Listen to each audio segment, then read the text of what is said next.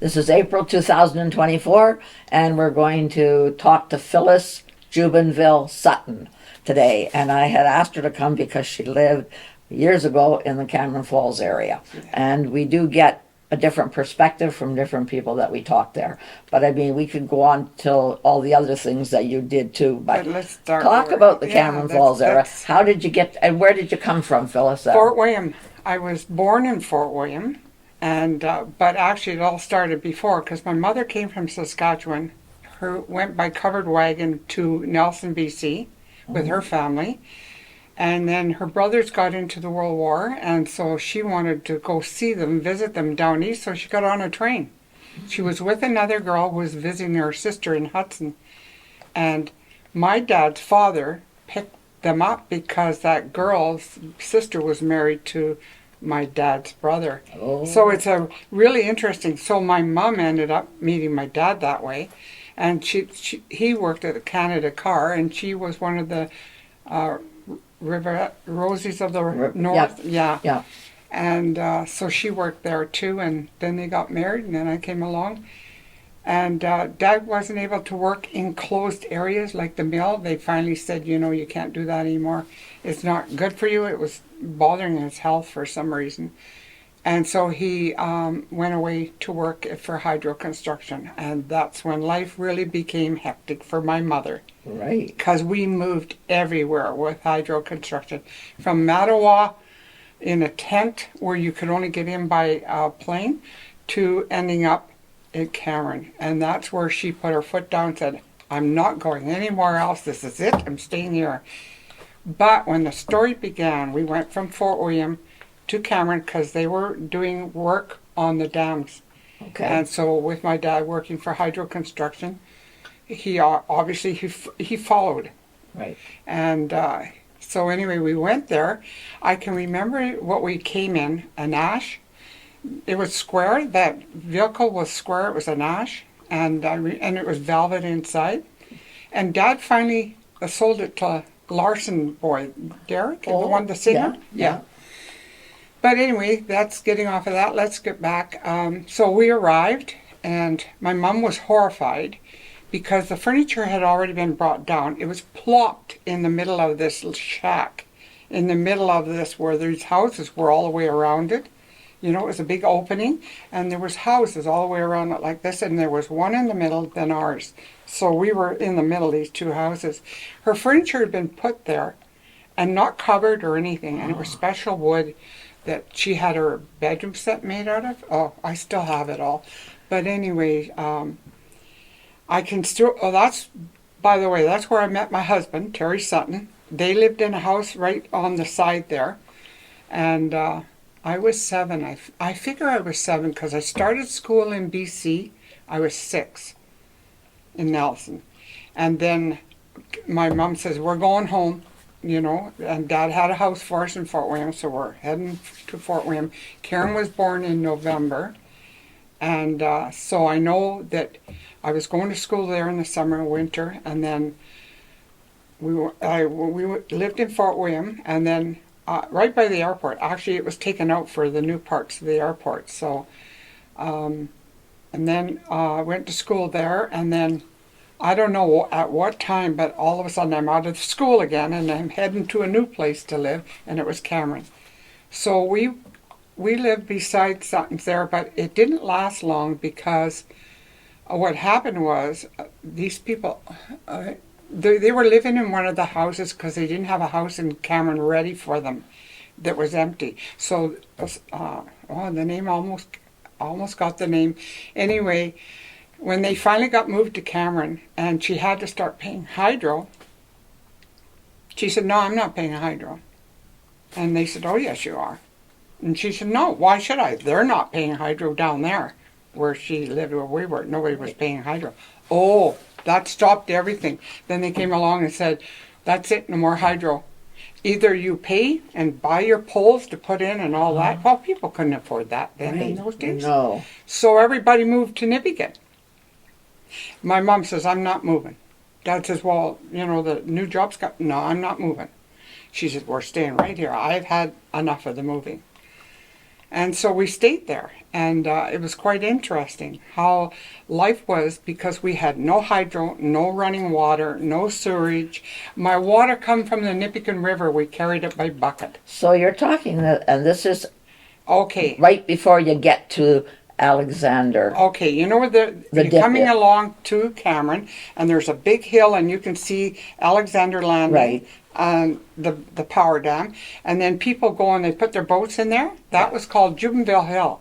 Was it? Yes, it was Jubenville Hill, and because we lived, you just come up that hill, and right there on your right, it's all trees now, but Right. at that time, it was houses, and then finally just our house and our garage, because there was somebody living there, Gantz from, Right. yeah, they had been living on the left side. They moved in later, and then it all burnt down.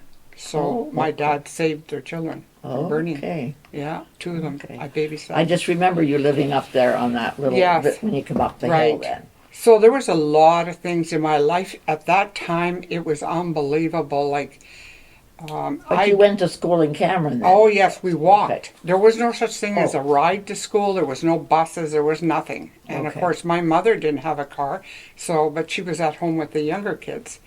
Yes, we walked all the time. Summer, winter, it didn't matter. I didn't miss one day of school. Wow.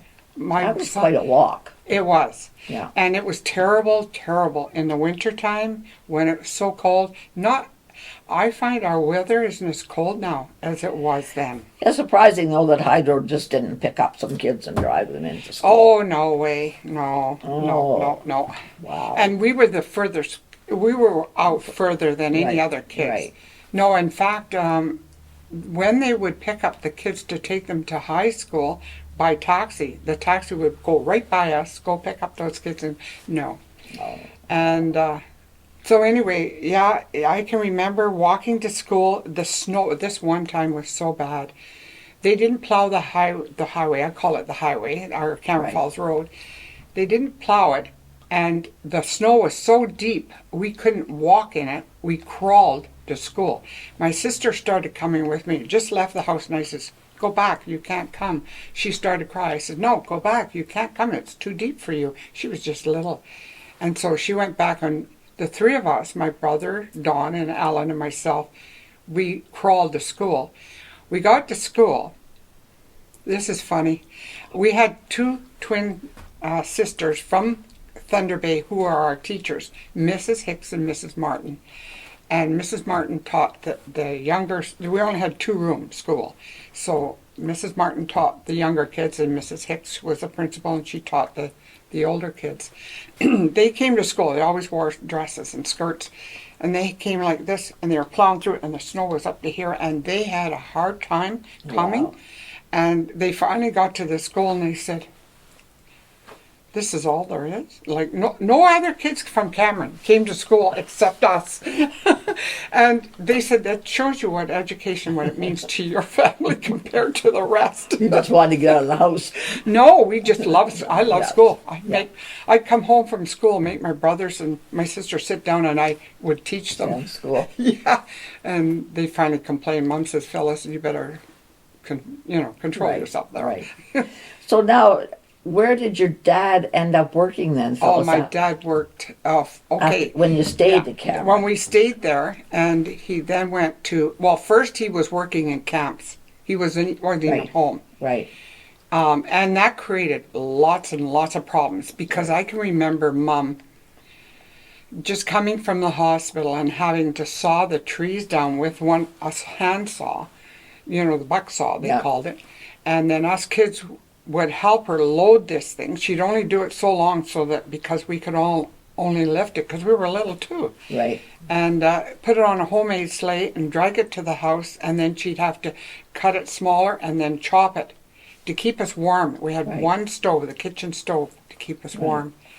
And I remember doing, Dad was gone. He was away at camp. He didn't come home very often. And there were times when the money wouldn't come through. It'd come through the mail, right? It wouldn't come through. And I can remember this. Can I tell these stories? Yeah. All right. I'm going to tell you, we were starving. My mother's bones were all sticking out. I remember us being hungry, sitting in a circle, sharing a peanut butter jar, and taking the stuff that was left in there because it was all gone. And she got a ride with Ethel Walker at the Alexander Landing, and she came into town and she asked Mr. Zeckner if he could give her groceries. I'm going to get emotional, sorry. But God bless him because he helped us. And he said, yeah, he carried my mom until she was able to get money to cover it. But you know what? I don't know what would have happened. We had no money. There was nowhere she could go. She was no Right. car, didn't Right. drive anyway.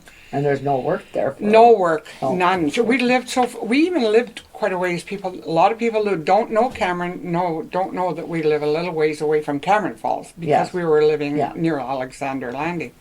And then with 5 kids, where you gonna, what you gonna do? Just Right. you can't just leave them. I did start, working at Cameron when I was 9 and 10. I was ironing for the women up there, and selling gold medal seats from the States, and cards and stuff like that.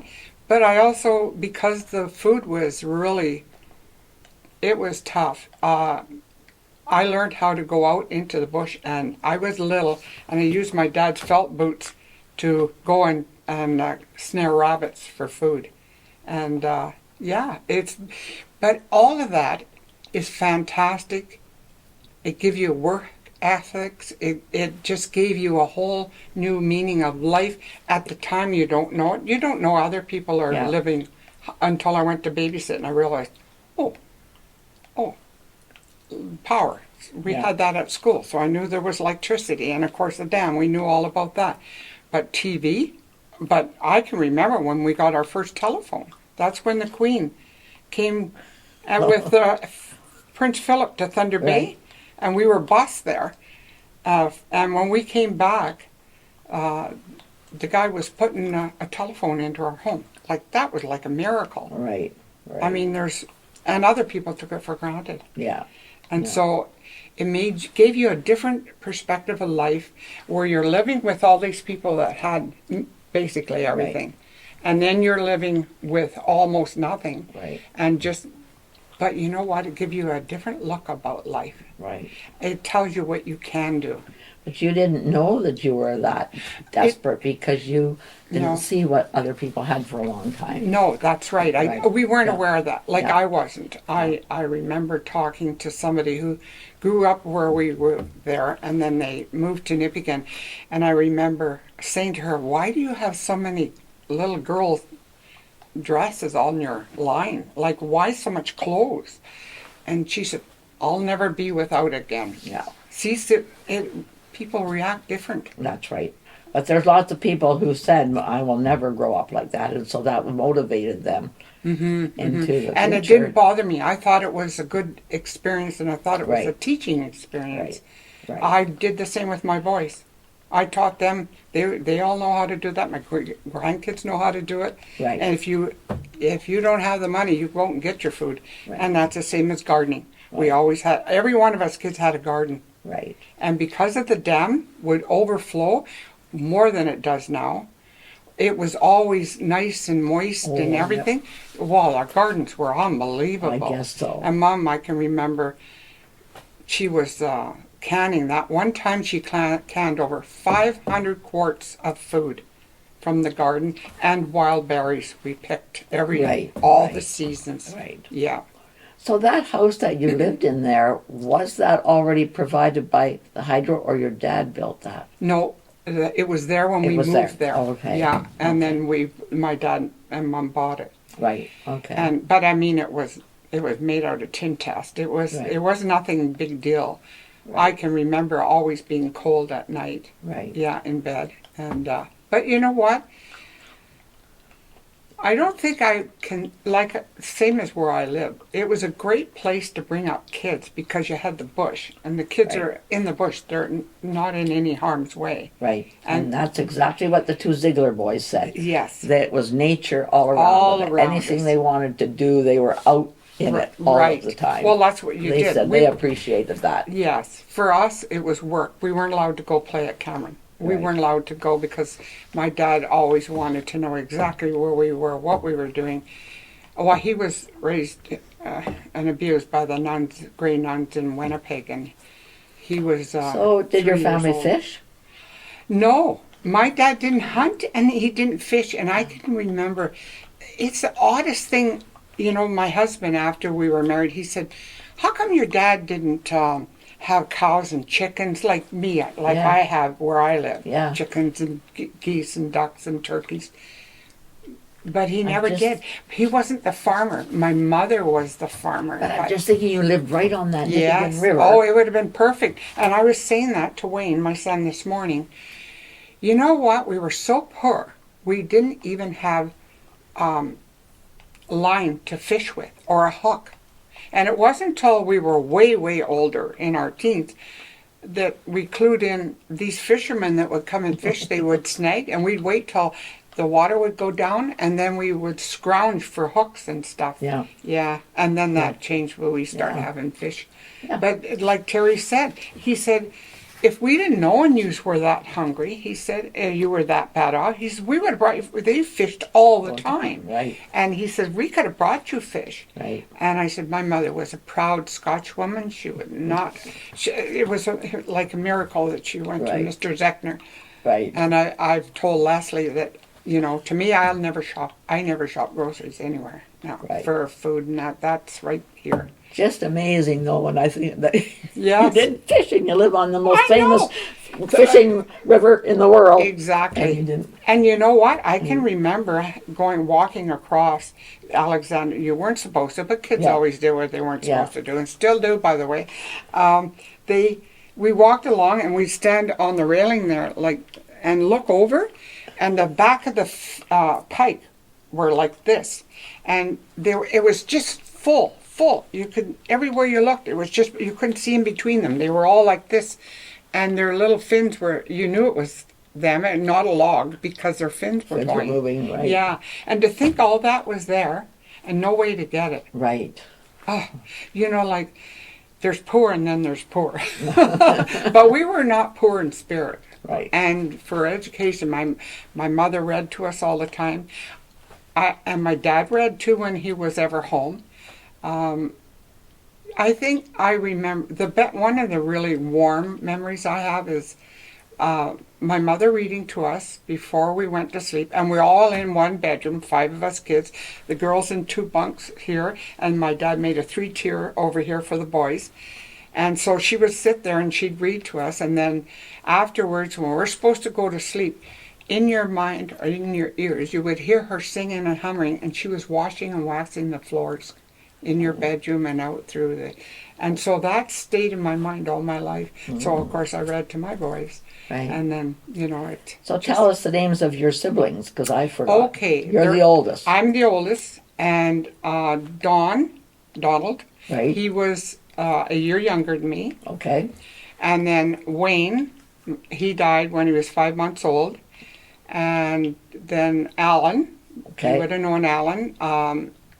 And then he was born 3 years after Dawn, so Wayne was in between them. And then there was some more miscarriages, and then my sister Karen, and more miscarriages, and warning, no more because you're going to die. But then she had Jerry. And they drove all the way, they phoned, or however they got the message through to Geraldton that they had to send the incubator to Nipigon Hospital because otherwise my brother would have died. So that kept him. And, well, I don't know exactly how it all happened. I asked Mom, and she says she doesn't know either. But Mrs. Walker looked after my sister Karen when my mom went into the hospital for Jerry. And us 3 older kids, myself and Dawn and Alan, went to Mr. and Mrs. Salt's on the reserve. Oh. Yeah, and Mom, I don't think Mom even knew them, but I guess Dad did. But that's where we ended up. And it was a fantastic stay. I can remember we go out the back door of the house, down onto Lake Helen, and skate on the ice. Oh, on the ice. Yeah, because they would just shovel off a Right. place. Yeah. Yeah, Yeah. I remember that. It was they were good. I never forgot them. So where are your siblings now? Well, that's easy. My brother Don, he passed away. Oh, that's a long story. He was a hard worker, very hard. He married a girl from Red Rock. Okay, so you were talking about siblings then. Yes, my brother Don, Right. and he's passed away. Let's see, Terry's been passed, my husband has been passed away now for 2 years, and Don passed the year before him. Oh, okay. Yeah, and he was just found on the floor, dead in the morning by Elaine. And but he'd had an infection in his toe, and he came all the way to Nipigon to see me, and he was sick, but they wouldn't or couldn't, I don't know what it was. Right. Right. But anyway, got here, I took him to the hospital right away, and they couldn't believe it, that it was let to go like that, and I believe that that's what killed him in the end. Okay. But anyway, then there's like my brother Wayne, he passed away at 5 months. It was a crib death. It was really hard on my mom because she had no family. Right. See, that was the thing. And then Alan, he's passed away. He passed away, what year was that? Anyway. It's back anyway. He had 3 tumors in his head. Okay. Yeah, he was the head of the manager of that wood truck that, I don't know, is all over Canada. But anyway, Okay. and they think it was from the cell phones Oh, back then.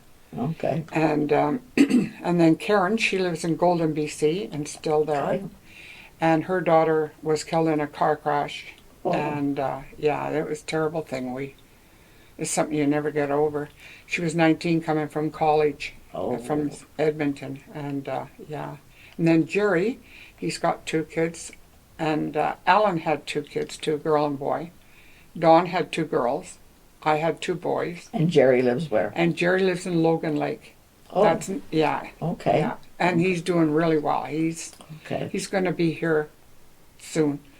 Yeah, Right. to visit my sister too. So, Okay, that's yeah. good then. And Elaine. Yeah. Yeah, because I know you went by motorcycle, you and out to Oh. BC, eh? Yeah, I didn't go to BC by motorcycle. I went Oh. to Ear Falls, and that's where I Oh. found out about the abuse my dad went through. His sister told me she Oh. was there. Oh, I So see. we went that far, and it was, yeah, and I've been to the States with Dave Stewart, and Terry and I would, Right. wing off down there Right. and go down there. I loved it. I love Yeah. motorcycling. Yeah. But my boys said, Mom, that's it. You're too old now. Don't do this no more. So sometimes I listen to them, sometimes I don't.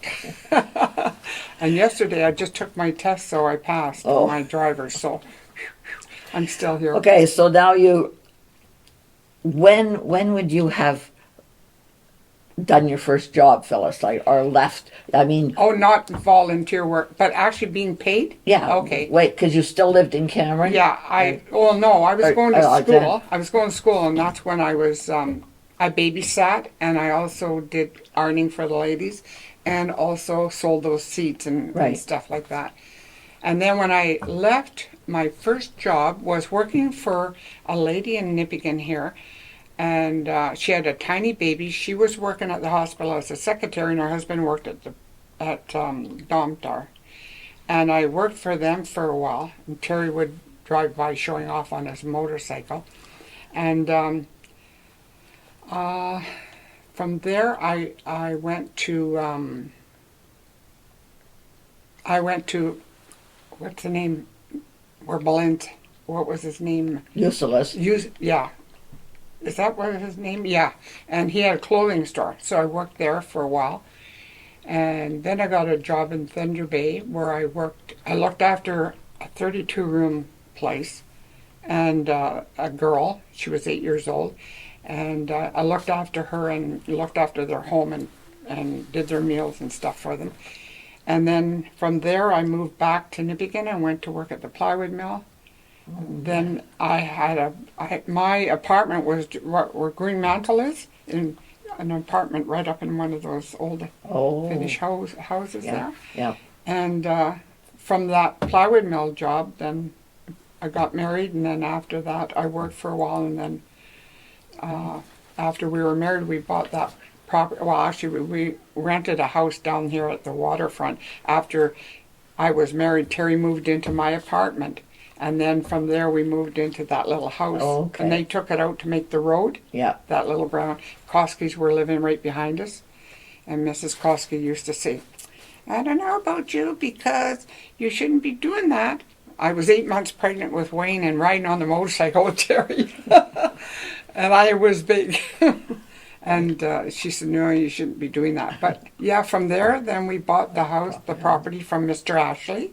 And Mr. Everett was very angry because he wanted that piece. And that would have brought him right, all of it. All of it, right. Yeah. And Who owned it? Mr. and Mrs. Ashley. I don't William remember that. Ashley. Okay, didn't remember No, that. they were, at the time when we bought it, he was putting a sign out, and we went in and talked to him, and he took the sign down so Everett wouldn't bother him, because he wanted to stay there another 3 months until they got into the old folks' home. They had 2 sons. One had died, and one was living, I think, in BC or something. Okay. So we bought it from them, and Well, yeah. Fortunate that. Oh, I said, "Terry, look at all the flowers. Look at all the flowers." She had beautiful flowers, and that's what sold it for me. Besides, I'm land hungry. Right. And it had a little bit of bush, so I was happy about that. Very little bit left now, Right. but it's Right. still in the back where the boys used to Right. play all the time. The Yeah. boys said they had a fantastic childhood, and everybody I can remember saying, "What are you doing living there?" Yeah. And I said, well, because what better place to raise your kids? You got the world at the tips Yeah. of your fingers to teach by. Right. See this, and this, and this, yeah. Give us now a little bit though about how your mom evolved into Oh, being that's the good. most popular Yes. librarian Oh, Nipigon ever had. Yes, she was a wonderful mother. She was good, but she came from a good family of 10 kids on a farm. And her father actually originated, he was born in Scotland, and 19 he came west. And her mother was, her family had been there for who knows how long, I think into the 1600s from Germany. Okay. So anyway, she came from there, and she had, I think she won trophies in diving, of all things. Oh. Yeah, I remember that just came into my head, so I thought I'd better say it. She's probably here telling me. And so after us kids were, well, she started babysitting too. So there was me babysitting, Dawn did sometimes, Alan did, and so we were all babysitting, and Karen and Jerry were too young then. Right. And from there, then she, all of a sudden, I think I wasn't home. I was already gone. And she started working at the post office in Cameron Falls. And what she was doing is driving from, she'd take the mail from Cameron to Nipigon, pick up the mail from there, and bring it back to Cameron. Okay. So she was the mail lady driving those distances. Okay. And so she really enjoyed that. And then when all of a sudden they decided, okay, Cameron Falls is leaving now. Right. Okay. So Mom and Dad bought one of their houses and they moved it just where, where you go around the corner to Lockwest Lake Road and you go up to Cameron Falls. They were the first house there. And then it burnt. And then the people built a new one. So, and it's passed on. But your mom lived a long, long time there. I remember her and I yes. talking about those woodpeckers Yes. going on those hydro Oh, poles. oh yes, yes, for Your sure. mom was watching that every year. Yeah, yeah. Yeah. She loved it. Yeah, she's like, well, we did. Because we were in the bush, and don't forget now, when she was on the farm, there wasn't all these people around. She Right. was not in Nelson. They were on 7 Mile, called 7 Miles. And that's where they had the hold right down to the waterfront. So then the road came in and cut the water from my grandfather's farm. So he had 2, So how do you think your mom ended up coming to the library? Okay, that's interesting because let's see what happened there. So she ended up, I think she was, I'm not sure now. When she was no longer driving, I thought she worked in the post office for a while. Now, I could be wrong on that. Here. Yeah. Once, I'm not sure about that. I think somehow or other she got into the library. I've got all her stuff. How did she start? Boy, sometimes my That's all memory. right. But I know that she got hired, and she was there for years and years. She must have and come years. after Ann Donaldson. Must have, yeah. And then your mom was there forever. Forever. Yes. And everybody loved her. Yes. I mean, I used to say, that's my mother. And Chris said, "That's my grandma." Oh yeah, yeah.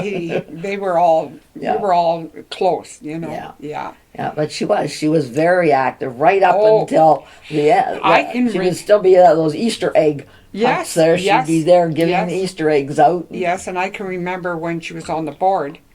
When she retired from the library, then she went on to the board, and I can remember.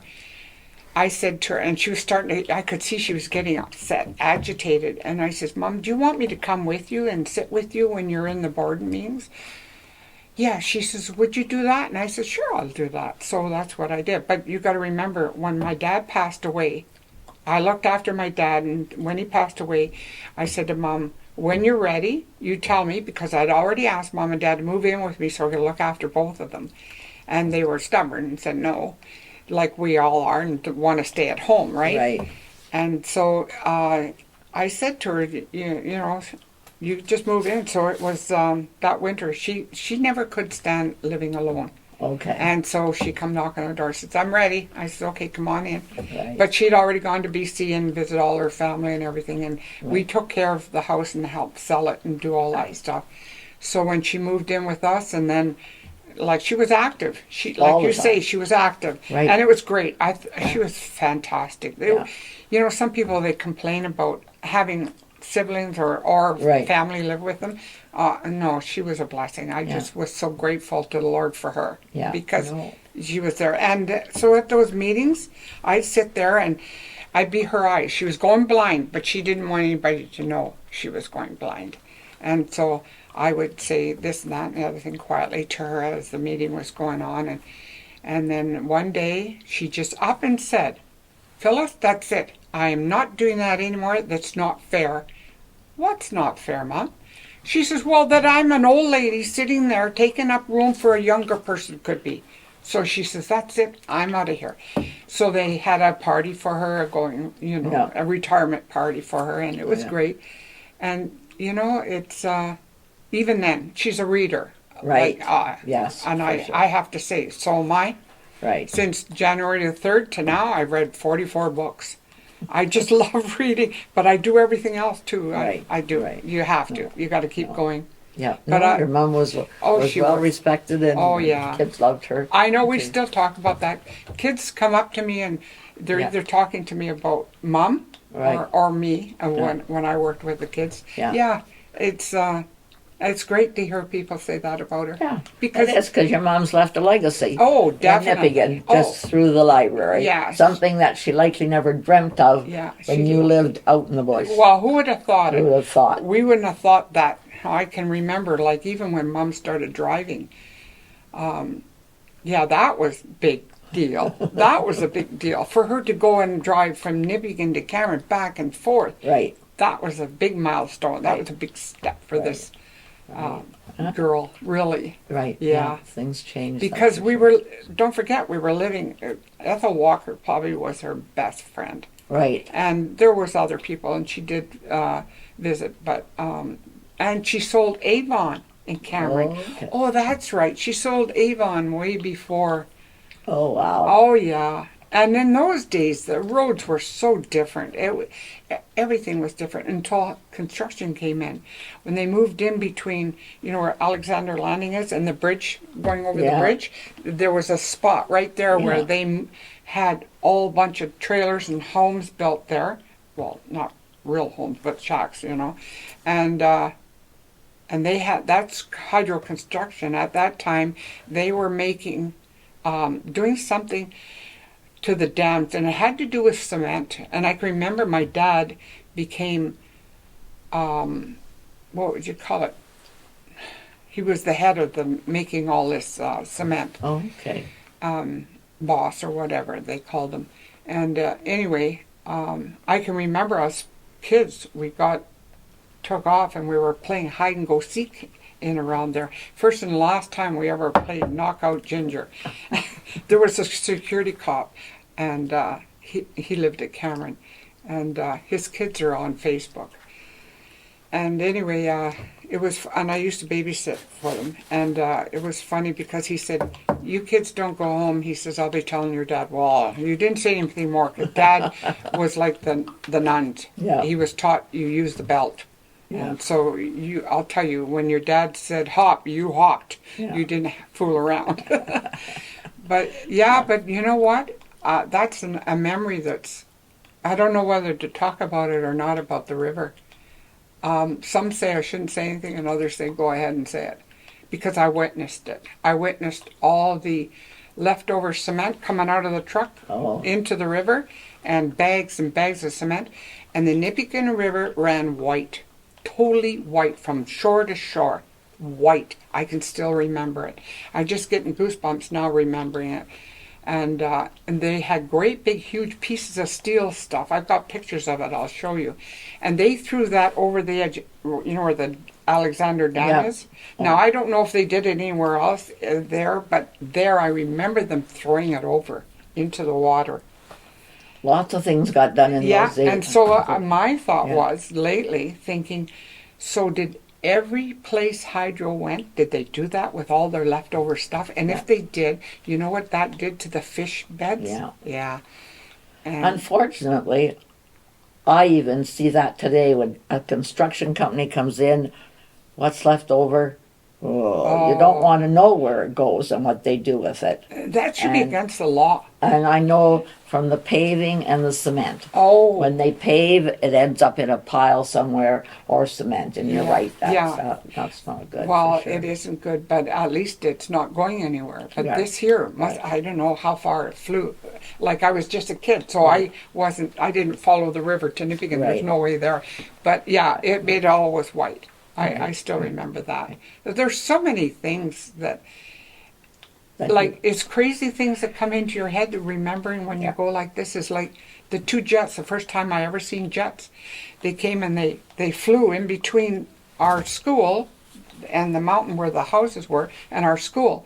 And it came down. And I remember the big thing at that time was Russia again. And I thought the Russians were coming to kill us. And I remember running home. Run all that distance home, just dying, thinking we're going to die because of the Russians are here. The kids. Yeah. And it's like, you know, like playing, for instance. You don't think kids playing can be dangerous, but it can be very dangerous. I know, because us kids, my brother, two brothers and I, we went across the dam and it wasn't flowing over. We went over to play, and when we came back, it was flowing over. Now, it was getting close to supper time, and you had to be home for supper or else.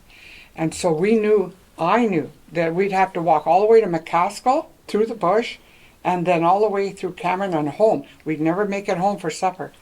And of course, so I said to my brothers, let's walk up to the little shack up in the top there, because they had the chute that they throw all the wood down, the wood chutes. And so anyway, went up there, and there was four lifesavers jackets you put on. In those days it was different than now, but we put them on, and I said, well, there's a broom there, and there's 3 boards that are stuck together. We'll put that in the water, and we'll sit on it, and we'll use this as a paddle. Kids, I'm telling you, I didn't have fear of water to begin with, because I always lived by water.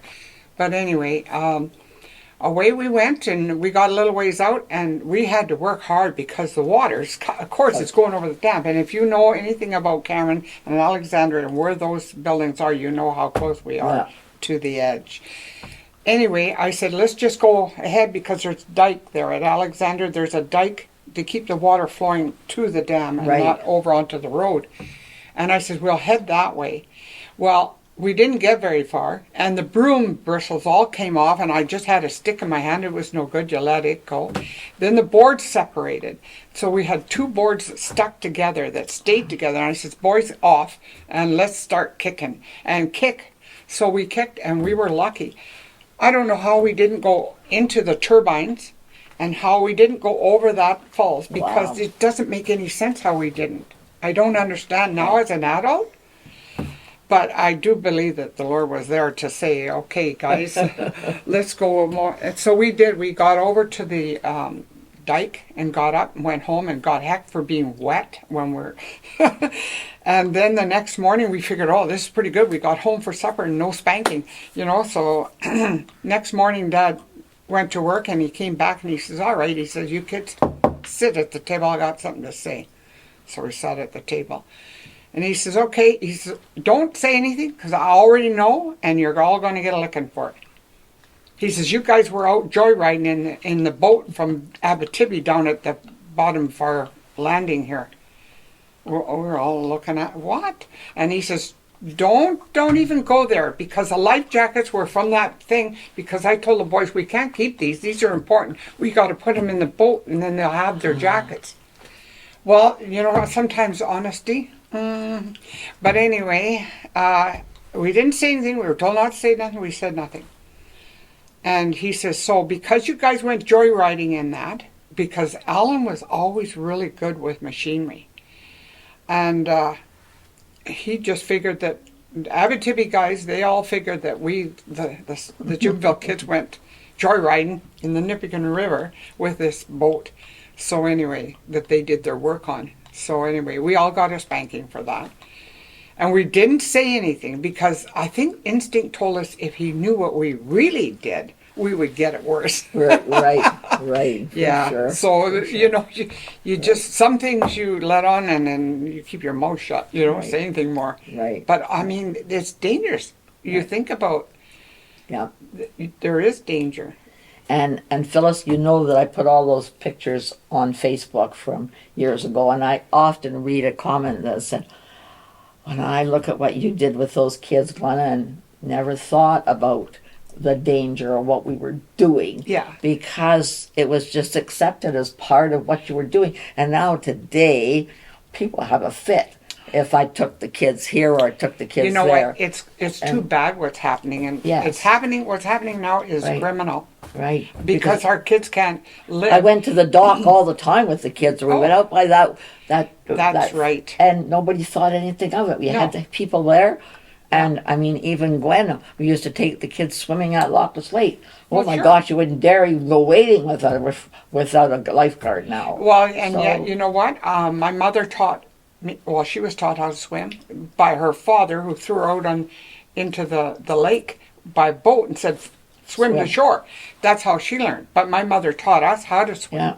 And then I made sure that I taught the boys. And then in Nipigon, when they got the pool, or was it before the pool? And they went to Loch Lake. No, they went to the university. Right. I sent the boys there because I thought it was important. Yeah. And then there was the Loch Lake. I don't know if they did Red Rock too. Yeah. My kids did Red Rock. But anyway, I know that I remember sending them to Thunder Bay for that. Yeah. To get their swimming. It's important. Yeah. And my grandkids and my great-grandkids taught them at Loch Lake myself. Yeah. If you don't give them a base. Yeah, it's just that I think I never even thought about the danger, I guess, in those days. No, you don't, because we were living it. And, Yeah. And people weren't, well, never mind. I just had more common sense. I don't know what it is. It's just that it's changed. Anyway, it's changed so much that it's become ridiculous. Right. So, I mean, you grew up in an era where you thought nothing of it, and it was just natural. Right, natural and that's why it was a shock to me to find out, because Terry and his family fished so much. They were in boats all the time. We never had a boat. That he didn't know how to swim. Right. He was afraid of the water because he did almost drown. Right. And he watched his uncle drown. So, yeah. Scary, eh? Yeah, and for me, I don't have any fear. I have respect, but I don't have any fear. I have swimming. I have swam. You know where the bridge is there? Well, they called it Lover's Lane, and then where Langtry's lived, and I swam across there by myself. Yeah. Not thinking, you know, you just do these things. You say, I can do it, I can do it. I was a strong swimmer. I used to be. Then when I took lessons at Cameron, we were taught first aid and CPR. Not CPR, just first aid. water first aid and how to bring somebody in and save them and stuff like that.